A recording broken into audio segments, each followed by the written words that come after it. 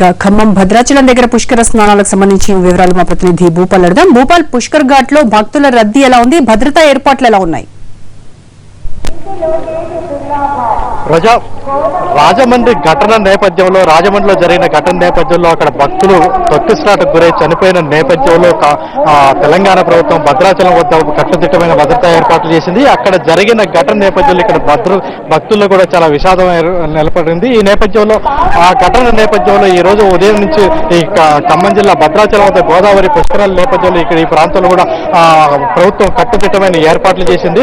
అయితే దాదాపుగా భద్రాచలం సంబంధించి భద్రాచలంలో సీతారామచంద్ర స్వామి దేవాలయం ఉంటాం, అదేవిధంగా గోదావరి పరివాహక ప్రాంతం ఇక్కడ దాదాపుగా ఈ ఖమ్మం జిల్లాలో 200 కిలోమీటర్ల గోదావరి పరివాహక ప్రాంతం ఉండటంతో దాదాపుగా ఎక్కువ ఘాట్లు కూడా ఇక్కడ ఏర్పాటు చేశారు. మొత్తం మీద భద్రాచలం నుంచి అటు వెంకటాపురం వరకు కూడా ఘాట్లు పెద్ద సంఖ్యలో ఏర్పాటు చేసి 8 ఘాట్లు ఏర్పాటు చేసినప్పటికీ భద్రాచలానికి అత్యంత ఎక్కువగా భక్తులు రద్దీ వస్తున్నట్టుగా ప్రభుత్వం కూడా గుర్తించింది. అయితే ఈ రోజు ఒక్కరోజు సాయంత్రం 4 గంటల వరకు కూడా అధికారిక లెక్కల ప్రకారం భద్రాచలం ఉన్న ఘాట్లతో పాటు జిల్లాలో ఉన్న ఘాట్లకి దాదాపుగా 1,80,961 మంది భక్తులు వచ్చి సందర్శించారని చెప్తున్నారు. కేవలం ఒక భద్రాచలంలో ఉన్న 2 ఘాట్లకి దాదాపుగా 1,20,000 మంది భక్తులు వచ్చి స్థానాలు ఆశించి దర్శనం చేసుకున్నారని చెప్తున్నారు. దీనికి సంబంధించి భక్తులకి ఎటువంటి అవాంఛనీయ సంఘటనలు జరగకుండా అదేవిధంగా భక్తులకి ఏర్పాట్లు చేయడంలో ప్రభుత్వ యంత్రాంగం కూడా సఫలమైందని చెప్పవచ్చు. మొత్తం మీద దీనికి సంబంధించి దాదాపుగా ఉదయం నుంచి తెల్లవారుజాము నుంచి భారీ ఎత్తున భక్తులు తరలి వస్తున్న పరిస్థితి మనకు కనపడుతుంది.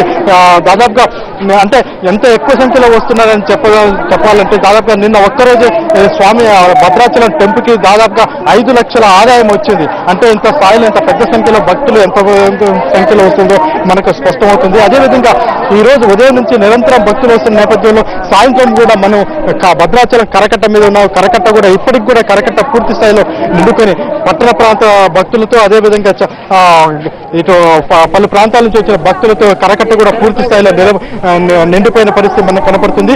భద్రాచలం పట్టణానికి దాదాపుగా ఇక్కడ సీతారామచంద్ర స్వామి దేవస్థానం ఉంటాం, అదేవిధంగా ఆనుకునే గోదావరి కరకట్ట గోదావరి నది ఉండటంతో దాదాపుగా ఇటు ఖమ్మం, నల్గొండ, హైదరాబాద్తో పాటు అటు వరంగల్ జిల్లా నుంచి అదేవిధంగా ఇటు పక్కనే ఉన్న ఆంధ్ర ప్రాంతం నుంచి కూడా భారీ ఎత్తున భక్తులు వస్తున్న పరిస్థితి మనకు కనపడుతుంది.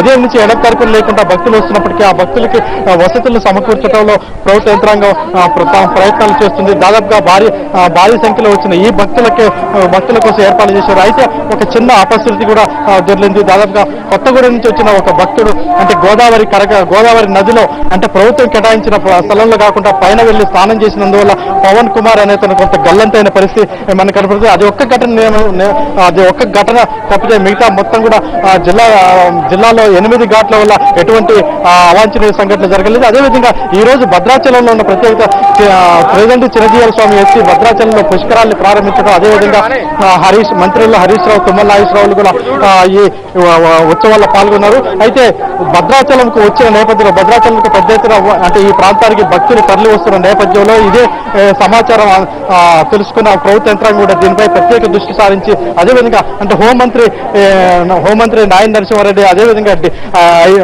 డీజీపీ అనురాగ్ శర్మ కూడా ప్రత్యేక హెలికాప్టర్లో భద్రాచలంకి వచ్చి భద్రాచలంలో పరిస్థితిని సమీక్షించారు. ఇంకా అంటే కొంతమేరకు భద్రాచలంలో మనకు అవపడుతున్న అటు బాగా భారీ బ్రిడ్జి మీద ట్రాఫిక్ నిరంతరం జారీ అవుతుంది. అంటే భద్రాచలంకి వచ్చే భక్తులు 8 కిలోమీటర్ల దూరంలో అటు సారపాక దగ్గర ఆగి అక్కడి నుంచి ఇక్కడికి రావాల్సిన ఇబ్బంది అవుతుంది. అయితే దాని నేపథ్యంలో అంటే భక్తుల్ని ఎక్కడికక్కడ కంట్రోల్ చేసేందుకోసం కొద్దిసేపు భక్తుల్ని అక్కడ ఆఫ్ చేస్తూ మళ్ళీ కొద్దిసేపు పంపిస్తూ అంటే అవాంఛనీయ సంఘటన జరగకుండా ఉండేందుకోసం పెద్ద ఎత్తున ఇటువంటి జాగ్రత్తలు చేసుకుంటున్నారు. జిల్లా మంత్రి తుమ్మల నాగేశ్వరరావు ఇక్కడే ఉండి ఎటువంటి అవాంఛనీయ సంఘటనలు జరగకుండా ప్రయత్నాలు చేస్తున్న పరిస్థితి. ఉదయం పూట కూడా జిల్లా కలెక్టర్ ఎస్పీపై కూడా కొంత వాళ్ళు ఈ ప్రాంతంలో లేరని ఆయన ఆగ్రహం వ్యక్తం చేసిన పరిస్థితి కూడా ఉంది. అంటే రాజమండ్రి ఘటన జరిగిన నేపథ్యంలో ఇక్కడ మరింత జాగ్రత్తలు తీసుకోవడం కోసం, ఎందుకంటే ఈ తెలంగాణ ప్రాంతంలో జరుగుతున్న పుష్కరాల్లో ఎక్కువ సంఖ్యలో భక్తులు ఇక్కడికి వస్తున్న నేపథ్యంలో ఆ భక్తులకి ఏర్పాట్లు చేసే విషయంలో మొత్తం పూర్తి యంత్రాంగం కూడా